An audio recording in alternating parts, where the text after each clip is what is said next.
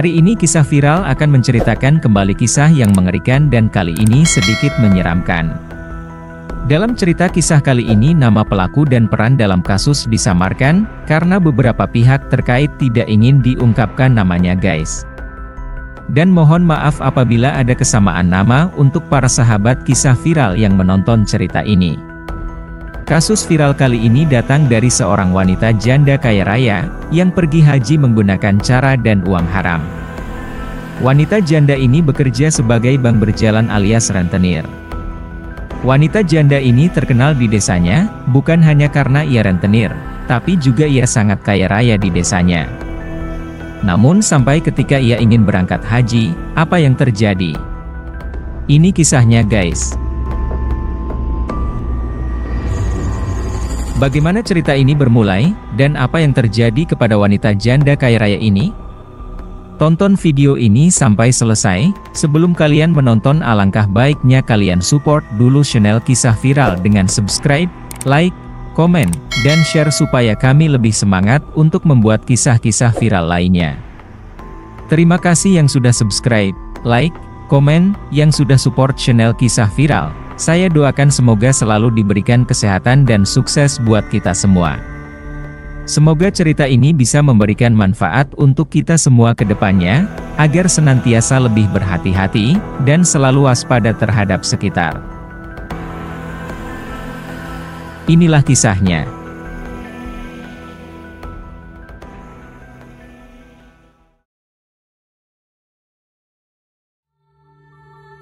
Kisah viral kali ini datang dari daerah Jawa Timur, di mana terjadi kisah memilukan pada seorang wanita janda kaya raya bernama Ibu Retno. Ibu Retno terkenal sebagai janda yang cukup kaya di desanya. Bu Retno juga bisa dikatakan sebagai salah satu rentenir yang ada di desanya. Setiap harinya Bu Retno kerap meminjami uang kepada warga desa, dengan bunga pinjaman yang cukup memberatkan. Alasan warga desa yang terpaksa meminjam uang kepada Ibu Retno karena tidak ada pilihan lain lagi, dan tidak tahu harus bagaimana untuk memenuhi kebutuhannya. Hingga ketika butuh pinjaman, akhirnya tidak sedikit warga yang menggunakan jasa Bu Retno untuk memenuhi semua kebutuhan di dalam rumahnya. Ibu Retno tinggal bersama perempuan muda yang bernama Gendis. Gendis adalah orang kepercayaannya sekaligus asistennya, yang bertugas mengurus seluruh urusan Bu Retno. Hingga akhirnya semua kejadian ini pun akhirnya bermula. Pada malam hari Gendis sedang membuat laporan keuangan untuk Bu Retno. Gendis pun berkata ke Bu Retno, "Laporan bulan ini sudah selesai Bu, alhamdulillah semua orang bayar dengan tertib. Hanya ada beberapa orang saja yang nunggak." Ucap Gendis yang malam itu duduk bersama Bu Retno sambil menyodorkan laporan bulanannya. "Ya sudah, taruh situ saja bukunya, aku masih capek." "Oh iya, besok kamu tolong jaga rumah ya, aku mau keluar kota dengan Pak Wahyu," jawab Bu Retno dengan mulutnya yang terlihat sedang mengunyah potongan bunga melati. Mendengar hal itu, Gendis hanya mengangguk dengan tatapan matanya yang terus saja menatap ke arah Bu Retno. "Bagaimana? Kamu betahkan ikut kerja denganku?" tanya Bu Retno. "Iya Bu, alhamdulillah, terima kasih banyak ya, Ibu juga sudah izinkan aku untuk tinggal di sini," kata Gendis. "Ya gak apa-apa, lagian aku di rumah sendirian. Kalau ada kamu kan Ibu jadi gak kesepian lagi. Sudah santai saja, kalau ikut Ibu jangan mikir uang, hidupmu di sini aku jamin, asal pekerjaanmu beres setiap hari. Jangan lupa tagih ya semua uang Ibu di warga desa, dan sekalian kamu tawarkan, siapa lagi yang mau pinjam uang. Utamakan yang pembayarannya lancar dulu, kalau ada warga yang bayarnya macet, dan dia mau mengajukan pinjaman lagi, kamu bilang saya dulu, biar saya yang kasih keputusan, dan satu lagi, kalau pulang kerja jangan lupa bersih-bersih rumah ini ya, nanti gajimu akan Ibu kasih 2 kali lipat," ucap Bu Retno. Gendis adalah karyawan satu-satunya dari Ibu Retno. Keesokan harinya seperti biasa Bu Retno pergi bersama Pak Wahyu, yang dimana Gendis pun tidak pernah tahu kemana tujuannya. Yang jelas, setiap keluar Bu Retno pasti tidak pulang dalam beberapa hari. Selama ditinggal Ibu Retno, Gendislah yang akhirnya menjaga rumah Ibu Retno, dan membersihkannya. Hal itu tentu saja dengan senang hati dilakukan oleh Gendis, karena dia pun tahu kerja bersama Ibu Retno upahnya memang besar.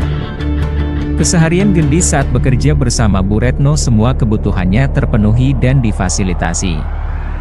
Tugas Gendis setiap hari tergolong cukup mudah. Tiap pagi Gendis bersih-bersih rumahnya, dan selanjutnya sekitar jam 1 siang sampai jam 4 sore Gendis keliling desa untuk menarik uang angsuran dari warga. Bu Retno termasuk orang yang jarang di rumah. Setiap Senin sampai Kamis beliau selalu pergi bersama Pak Wahyu entah kemana, dan setiap pergi selalu menginap. Gendis pun betah bekerja bersama Bu Retno. Tapi sayangnya semua keadaan tersebut berubah menjadi menyeramkan. Kejadiannya terjadi belum cukup lama, masih sangat teringat jelas di kepala Gendis. Waktu itu hampir genap 2 tahun Gendis ikut bekerja bersama Bu Retno. Kepercayaan Bu Retno terhadap Gendis juga sudah semakin kuat, bahkan waktu itu tidak sungkan-sungkan Bu Retno menganggap Gendis seperti keluarganya sendiri. Baru kali ini saya dapat karyawan seperti kamu, saya sudah cocok, dan kamu sudah saya anggap sebagai saudara saya sendiri. Kamu jangan sampai berhenti kerja ya, kalau butuh apa-apa kamu tinggal bilang saja sama saya. Jangan macam-macam ya di rumah orang, teriak Gendis. Hingga beberapa saat rasa takut Gendis rasanya sudah sampai pada puncaknya. Ketika dia tahu di lantai 2 rumah tersebut ada sebuah kamar yang berisikan dengan alat-alat pemujaan, dengan kain merah yang menutupi semua dinding ruangan kamar, ditambah beberapa lilin, kain jarik, beberapa alat dapur, buku-buku bacaan doa Jawa, beberapa sesajen dupa, dan semacamnya, tentu saja membuat Gendis seketika terkejut, karena dia pun tahu. Sebelumnya dia sama sekali tidak melihat adanya tatanan tersebut di dalam kamar lantai 2.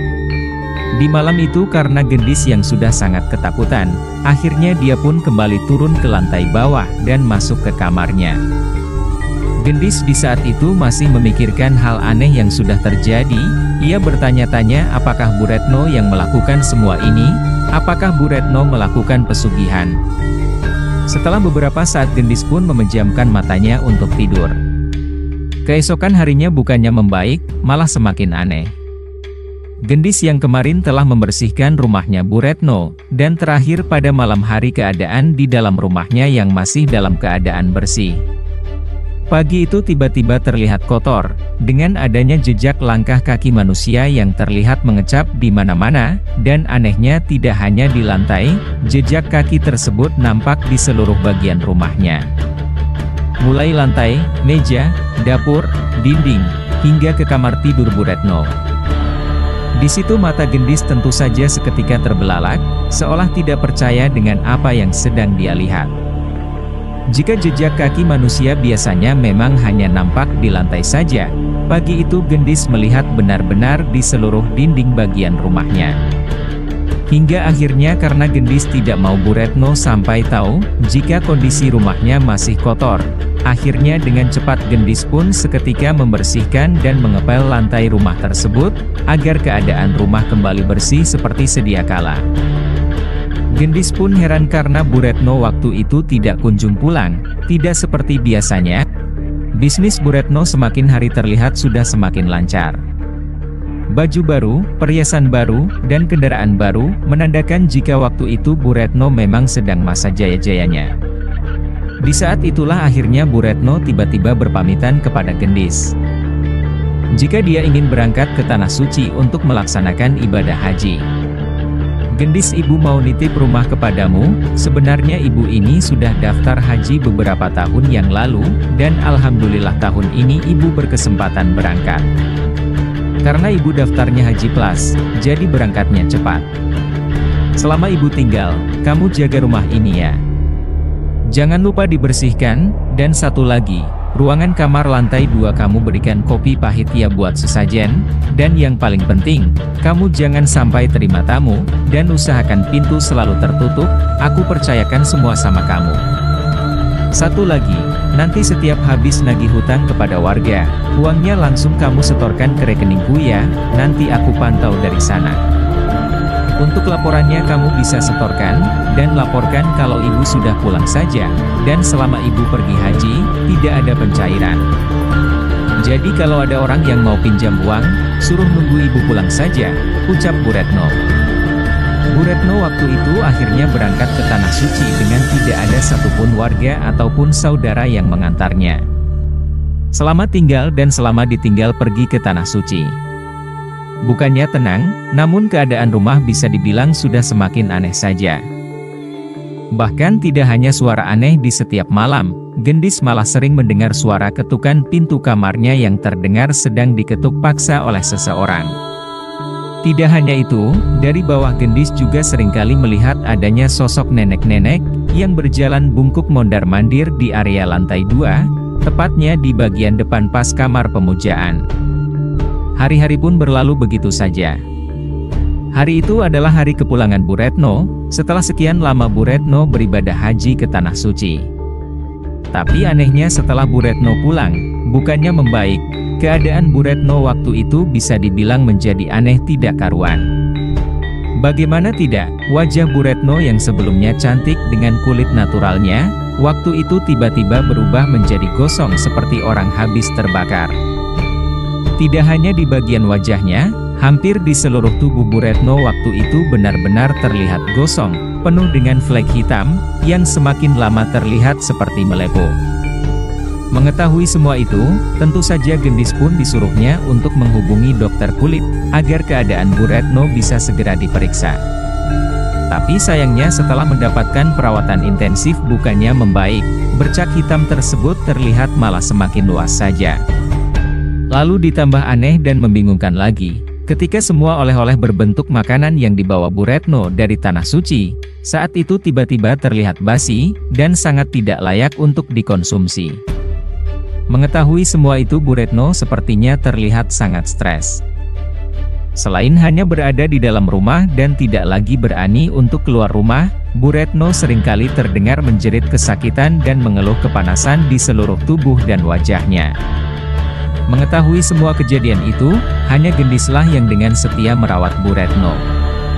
Karena di saat itu di rumahnya tersebut tidak ada satupun orang yang datang walau hanya untuk berkunjung.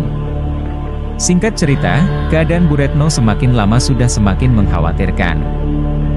Luka yang sebelumnya hanya terlihat gosong waktu itu, perlahan mulai terlihat berubah menjadi membiru, dan tidak hanya di bagian tubuhnya. Lukanya waktu itu juga sudah menjalar ke bagian tangan, badan, wajah, dan juga kakinya. Bahkan jari-jari Bu Retno waktu itu juga sudah habis dipotong, karena menurut keterangan dokter jika tidak dipotong, luka di jari-jari kaki tersebut akan semakin parah. Sekitar 1 bulan dirawat di rumah, akhirnya Bu Retno dirawat di rumah sakit. Menurut keterangan dokter, Bu Retno mengalami komplikasi dan ada penyakit diabetes parah, yang semuanya tiba-tiba muncul setelah Bu Retno tiba dari Tanah Suci Mekah. Lalu kurang lebih 100 hari lamanya setelah Bu Retno pulang dari Tanah Suci, Bu Retno akhirnya dinyatakan meninggal dunia karena penyakit yang dideritanya. Ketika jenazah hendak dimakamkan, kondisi jenazah Bu Retno benar-benar terlihat membiru dengan bagian alat vital dan kakinya yang terlihat paling parah. Di situ semua warga yang hadir di acara pemakaman Bu Retno pun seketika beranggapan jika semua yang dialami oleh Bu Retno adalah hukuman dari Tuhan. Hal itu memang sengaja dituduhkan karena semua warga desa pun menduga jika selama ini Bu Retno memang melakukan sebuah praktik pesugihan. Awalnya Gendis sendiri masih tidak terlalu yakin dengan apa yang dituduhkan oleh warga. Karena di mata Gendis Bu Retno adalah orang baik yang sangat dermawan kepada semua orang. Namun akhirnya setelah ada beberapa orang yang berbicara, Gendis pun mulai percaya jika selama ini yang dibilang oleh warga ternyata benar. Jika Bu Retno memang benar-benar melakukan sebuah praktik pesugihan. Saya orang luar daerah Mbak, nama saya Haji Laila. Dulu saya adalah teman satu kamar Bu Retno ketika masih beribadah di Tanah Suci. Selama di sana Bu Retno selalu mengeluh panas di sekujur tubuhnya. Padahal nyatanya cuaca di sana tidak sepanas yang kita bayangkan. Dan tidak hanya itu, beberapa kali Bu Retno memang membuka baju dan kerudungnya di tempat umum, karena dia merasa tidak kuat menahan rasa panasnya.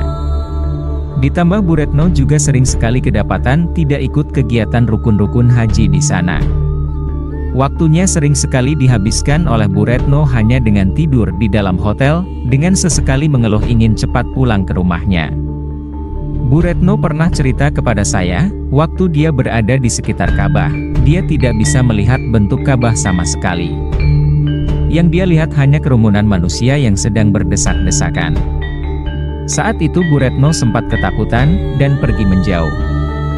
Tapi anehnya dari kejauhan bentuk Ka'bah tersebut bisa dilihat dengan jelas. Kalau dari jauh saya bisa lihat bentuk Ka'bah kotak seperti itu, tapi waktu saya mendekat saya tidak bisa lagi melihatnya, pandangan saya buram, dan tertutup oleh banyak orang. Dan bahkan sudah sampai setengah hari Gendis menunggu kepulangannya, Bu Retno waktu itu tidak kunjung datang, yang akhirnya Gendis pun memutuskan untuk pergi dari rumah tersebut, dan mulai menagih uang angsuran kepada setiap warga desa seperti biasanya. Hari itu pun berlalu begitu saja, sore harinya sepulang Gendis dari menarik uang warga. Saat itu Gendis kembali kebingungan, karena Bu Retno masih saja tidak kunjung pulang, dan tidak hanya itu, keadaan rumah yang sebelumnya bersih, waktu itu terlihat kotor kembali, dengan piring dan gelas yang saat itu terlihat berantakan. Dengan perasaan yang cukup kesal, akhirnya Gendis pun kembali membersihkannya dengan bergumam tidak karuan. Setelah membersihkan semuanya Gendis pun masuk ke kamarnya dan tidur. Sekitar jam 10 malam. Malam itu Gendis yang sebelumnya tertidur pulas, tiba-tiba terbangun dengan adanya suara gelas dan piring seperti sedang dibersihkan. Tidak hanya itu, Gendis juga mencium aroma kemenyan dan dupa yang tercium dengan cukup kuat. Karena Gendis tidak mau kehilangan jejak, akhirnya Gendis pun bangun dari tidurnya, dan mulai berjalan keluar dari kamarnya, untuk melihat siapa sebenarnya orang yang selama ini sudah membuat kotor rumahnya tersebut.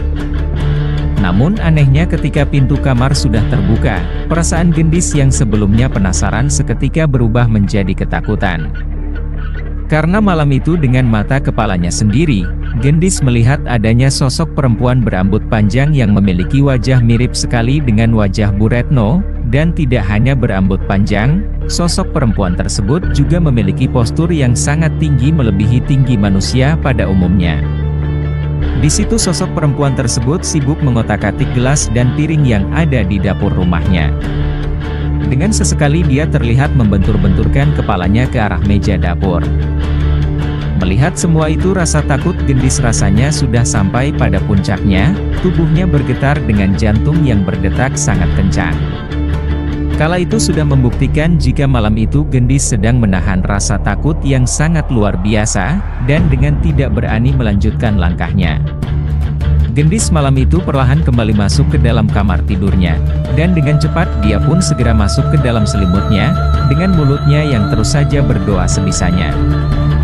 Dengan menahan ketakutannya Gendis pun akhirnya memejamkan matanya dan berharap malam cepat berlalu. Keesokan harinya Gendis terbangun, karena dia mendengar suara ketukan pintu utama di rumahnya. Mendengar hal itu, Gendis pun seketika terkejut bukan main dan dengan cepat Gendis pun berlari ke arah pintu utama rumah untuk membukanya. Dan ternyata itu adalah Bu Retno. "Tumben kamu jam segini baru bangun, kamu kesiangan ya, ini sudah jam 8 pagi loh," ucap Bu Retno. Lalu kemudian Bu Retno pun masuk dan duduk di kursi yang ada di ruang tamu rumahnya. "Iya Bu, kemarin malam aku gak bisa tidur, soalnya lagi banyak pikiran," ucap Gendis dengan terbata-bata. "Banyak pikiran? Ada apa kamu, mikir apa? Apa ada warga desa yang rewel, pas kamu tagih utangnya?" ucap Bu Retno. "Maaf Bu, saya mau tanya boleh enggak Bu?" tanya Gendis. "Tanya aja gak apa-apa, ada apa, kamu butuh uang," kata Bu Retno. "Enggak kok Bu, cuma masalah yang ada di rumah ini aja," ucap Gendis. Mendengar hal itu seketika Bu Retno terlihat diam membisu, dan matanya menatap ke arah wajah Gendis. "Maaf ya Bu, kemarin malam di lantai 2, saya lihat banyak sesajen tapi sesajennya terlihat sangat baru dipasang. Saya takut ada orang lain yang masuk ke dalam rumah ini selain aku, dan semalam aku lihat ada perempuan badannya tinggi banget, tapi wajahnya mirip sekali dengan ibu. Ucap Gendis. Oh itu, dulu aku lupa bilang ke kamu, jadi di kamar lantai 2 itu ada barang-barang seperti bunga, dupa, dan sebagainya itu, memang sengaja aku letakkan di situ. Kamu tahu kan, biasa budaya orang Jawa untuk menghormati leluhur. Ya biasanya semua itu memang ibu gunakan untuk mengirim doa kepada para leluhur ibu, dan almarhum suami ibu. Dan untuk perempuan yang kamu lihat apa yaitu, ibu juga gak tahu siapa dia. Kalau dia hantu ya sudah, biarkan saja, toh semua rumah juga pasti ada penunggunya. Sudahlah jangan dipikirkan, hiraukan saja semua kejadian aneh yang kamu alami kemarin saat ibu tidak ada. Ingat niat kamu di sini apa, bekerja kan, gak ada yang lain. Sudah kamu gak usah ikut campur urusan ibu. Intinya jika ada yang terlihat kotor di rumah ini, gak usah banyak mikir kamu langsung bersihkan saja. Dan jika sudah selesai bersih-bersih rumah ini, kamu langsung berangkat untuk menagih uang ke warga. Sudah cukup itu saja yang kamu pikirkan, yang lain gak usah kamu pikirkan, ucap Bu Retno. Di saat itu karena Gendis merasa sama sekali tidak mendapat jawaban, dan dia pun sudah dilarang untuk ikut campur semua urusan yang lain.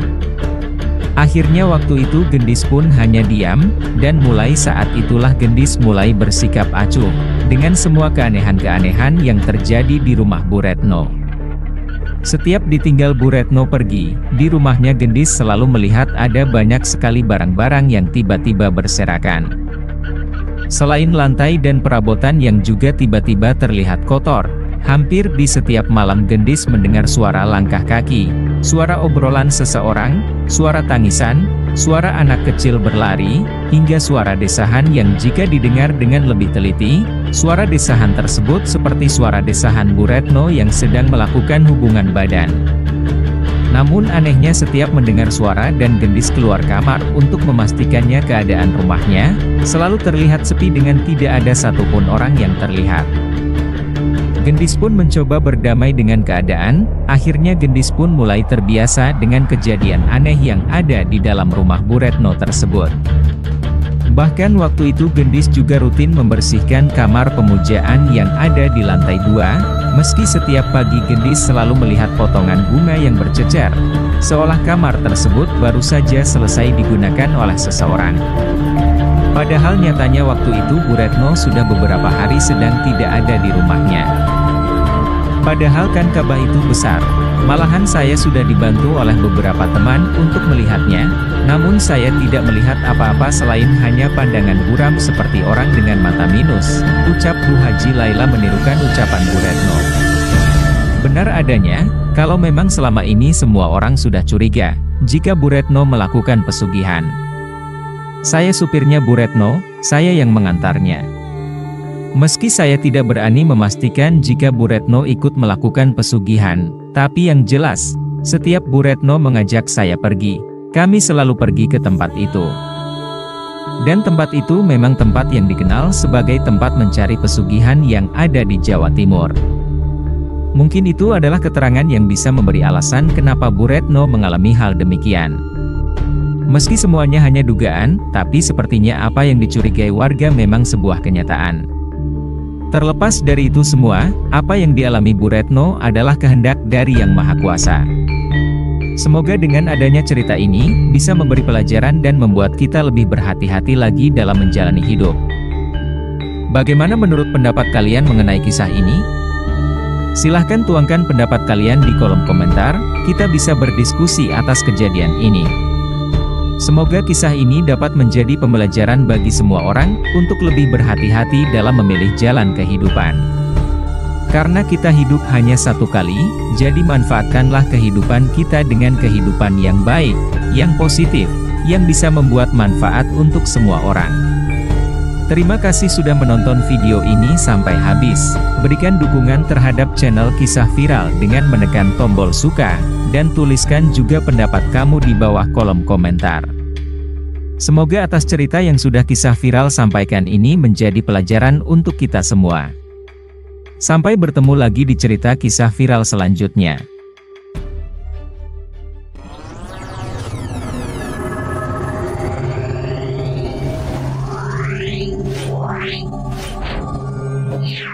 Meow.